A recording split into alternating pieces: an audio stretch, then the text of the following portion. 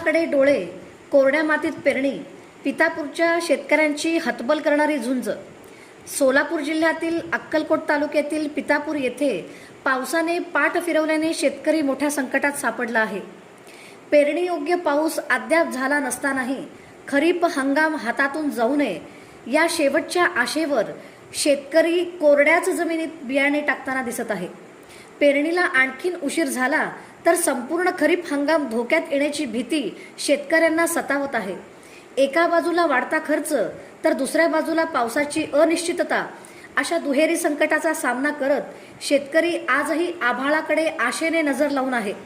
कोरड्या मातीत सुरू असलेली ही पेरणी केवळ शेती नाही तर उद्याच्या जगण्याची आणि कुटुंबाच्या भवितव्याची धडपड आहे.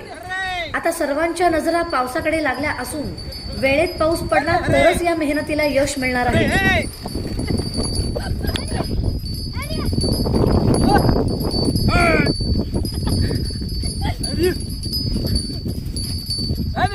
हो